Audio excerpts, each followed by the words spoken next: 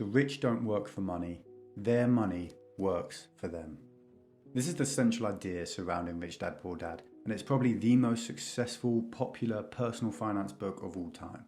Now, we're going to go through the book, summarising its teachings as they come, and establish everything that it gets right about personal finance, but also everything that it gets wrong about personal finance and wealth. So, as you can see, it's written by Robert Kiyosaki. Rich Dad Poor Dad focuses on the lessons that he learned as a child from his best friend's rich dad, and the incorrect lessons that he learned from his own poor dad. Now, his dad had a PhD but worked as a teacher, and despite making a decent income, he would live paycheck to paycheck, never really managing to take control of his finances. His rich dad, on the other hand, dropped out of school at 13, never went to college, yet he owned and ran multiple businesses that made him one of the richest men in Hawaii. Now, Kiyosaki uses the examples of his two dads to show the different ways the rich and the poor think about money and the outcomes that leads to. So, lesson number 1 focuses on assets and liabilities, what they are and how the rich and the poor view them. Now, Kiyosaki defines assets as things that generate cash and liabilities as things that consume cash. According to him, businesses, rental properties and bonds are all assets, while cars, watches, TVs and homes are all liabilities. Essentially, Kiyosaki states that the rich buy assets while the poor and the middle classes buy liabilities that they think are assets. After all, how many times have you seen a college grad buy a new BMW of their first paycheck, or the biggest TV they could afford, or a flashy new Rolex because they want to impress everywhere else? Now, in general, this is good advice. People trying to grow their wealth should try to invest their money instead of wasting it on consumer goods. But there are a few problems with what he says. Firstly, he states that your home isn't an asset, it's a liability, because it doesn't generate cash flow and it costs money to maintain. But this is a really reductive viewpoint, and it's only really accurate if you take Kiyosaki's definitions of assets and liabilities instead of the actual definitions. The truth is that a home will likely hold its residual value very well, and the land that it's on will even likely appreciate in value. Add to that the fact that you control the entire asset while only paying a 5% down payment in some cases, and the fact that your monthly housing costs can contribute to your wealth. And Kiyosaki's claim that buying a house is a bad idea doesn't really hold up well. Now, there are also a few more niche problems with what he says, like the fact that certain consumer products like Rolexes or Birkin bags are actually likely to appreciate, not depreciate, and it's clear that buying them isn't always a bad idea. Lesson number 2 focuses on financial literacy and education, on how it doesn't matter how much money you earn, what matters is how much money you can keep. He says that this is why rappers like 50 Cent find themselves filing for bankruptcy despite earning millions over their careers, while Kiyosaki's rich dad could have retired by the age of 30 and lived off the income of his investments. Now, Kiyosaki believes that the main reason people never become financially literate is because it's taught at home by parents and not at school or by those who are actually rich. So these people never learn to properly save and invest their incomes and instead spend it all on liabilities. Now, this advice is actually really good, and it's definitely true in a lot of cases. For example, I was always taught to avoid credit cards because they can lead to overwhelming debt and have high interest rates. But what I wasn't taught was that failing to use any kind of credit will make it far more expensive for me to borrow money for a house or a car in the future.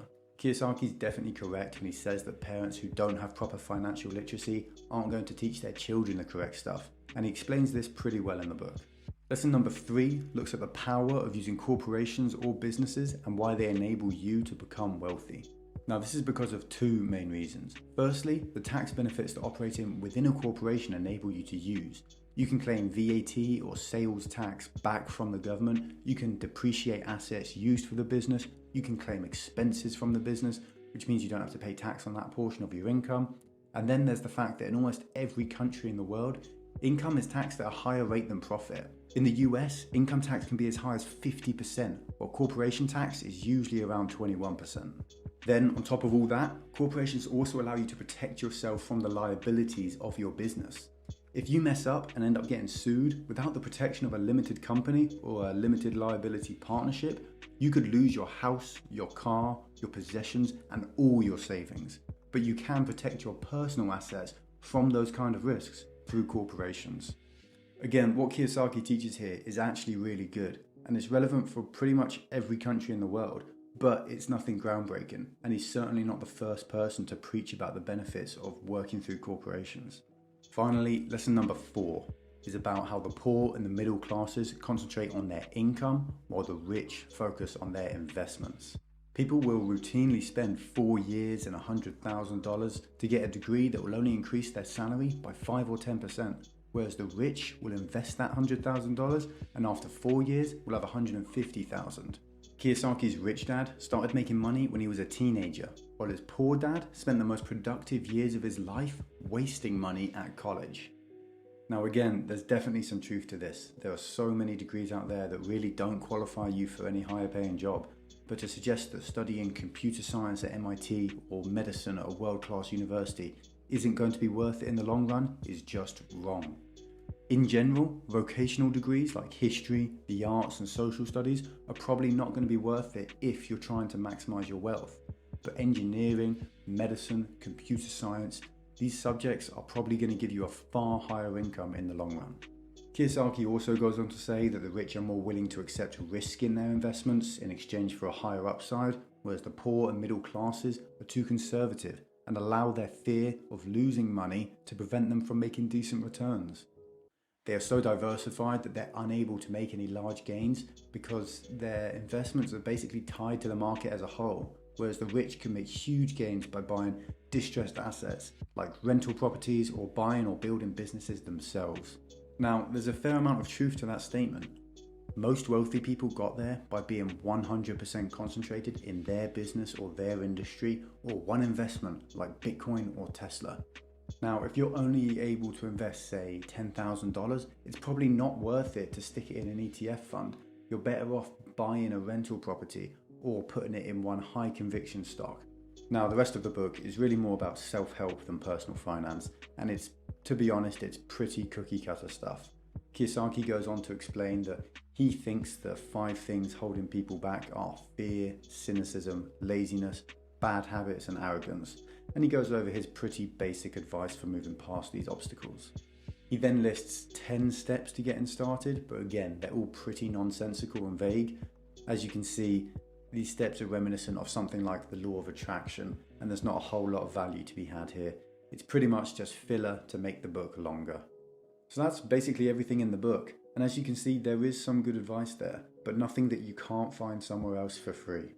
My main problem with the book is that it's just not written very well, and it's quite difficult to get through the whole thing.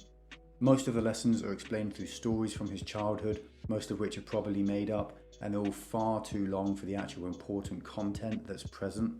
Now, Kiyosaki has ended each chapter with a study session, which is supposed to be a summary, but these are actually just as long and drawn out as the chapters themselves, and there's an awful lot of repetition throughout the book. Now, finally, we need to talk about Robert Kiyosaki himself, and why you ought to be a little bit careful when listening to what he says. So right off the bat, he certainly isn't shy about writing books, and has somehow managed to write over 22 over the years.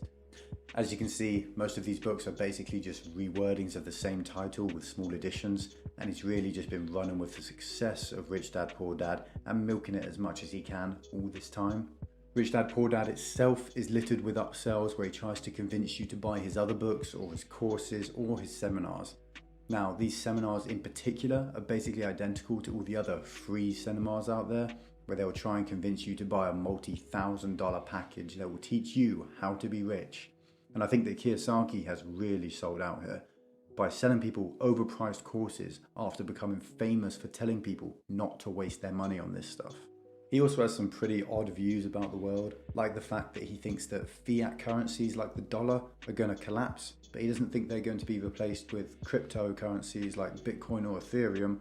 No, he thinks we're all going to go back to using gold as a world currency, which is unconventional to say the least. So in summary, if you're new to personal finance, investing and wealth creation, then yeah, this book is actually pretty useful.